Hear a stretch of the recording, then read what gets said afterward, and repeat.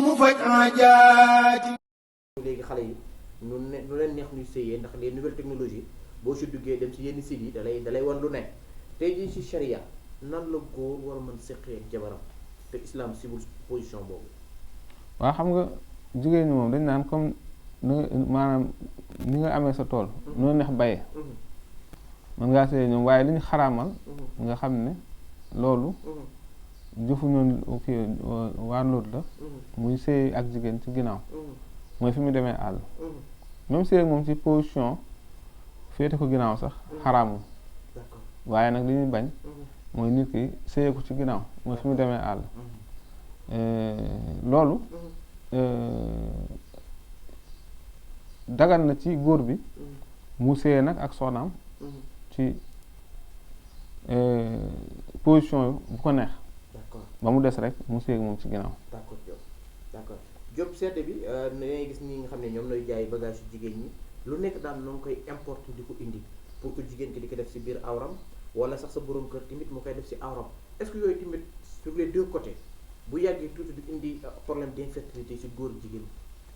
waaw xam nga góor ñi moom souvent ñu gën a subir conséquences yooyu parce que gis naa jigéen boo xam ne bëgg satisfaire jëkkëram dem uuti feuille menthe ay tàngal menthe ak affaire yooyu moom daal utiliser na ba waa ji bi mu xëyee bëgg a saw mënul saw daa mujj dañ ko dem defal sonde comprendre nga te li ko dal du prostate du infection mais tàngal bi la dugal ci awra bi waaw yooyu da nga koy gis ba tax na jigéen ñi yooyu dañ koy moytandiku ndax tey lu mel ni lem rek doy na xam nga te jafewul mais bëgg lu ne nga boole ko ci boo xoolee mooy waral góor ñu bari wala jigéen sax parfois ñoo am ay infection yi def seen kanam nga xam ne dañoo am ay odeur vaginale wala parfois ñoo am ay perte blanche de même que góor ñi parfois tam mu dal leen ba nga xam ne mën nañ fa jëlee sax mën nañ fa doxee sax yomb ba ilaa yawmi diin waaw kon donc produit yi nga xam ne noo ngi koy importer yëpp mën a tax góor dem ba yomb ku jigéen ci di si am ay odeur yoo xam ne wax dëgg yàlla day génn ci kanam gi neexul Diop ba léegi rek fi muy daan léegi yow gis nañu aussi li nga xam ne mooy genre vibreur lu koy def si awra ko góor gi est-ce que loolu tamit mënul indi ay gàllankoor. waaw vibromasseur moom boo xoolee déjà góor bi rek su ko defee kii maanaam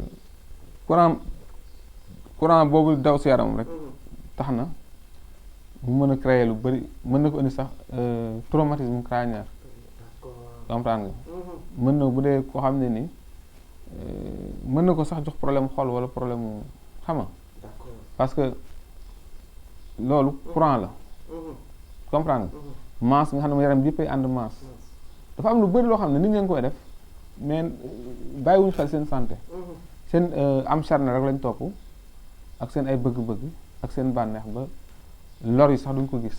parce que lor yi sax mooy ëpp. waaw lor yi mooy ëpp. léegi ñoo xam ne. dañuy jël tey produit yoo xam ne day anesthésie seen awra.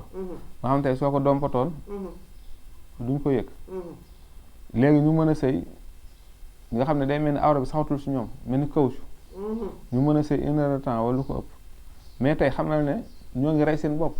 seen nerf boobu ñuy jàpp. mooy ñii di jël pompe bi. waaw pompe yooyu ñu def ci awra. léegi seen nerf day dem ba day bàyyi après. donc de fur et à mesure dañuy mujj yomb. waaw de fur et à mesure rek dañuy mujj yomb moo tax bëri na ñoo xamante ne fii ne nii. ñoo ngi daw xël. te maanaam li ñu naan songu gaynde maanaam xëlu gaynde songu muus. tey nga mel ni gaynde suba dootoo sax mel ni muus. loolu lu jar a moytu la. après sa jabar foog ni da ngay génn di foofu si biti. voilà exactement. am na solo sëñ Diop nu ñëw rek tey. moo di boroom dalaa'ilul xayraati yitteem lu dul ku ñëw mu faj aajaati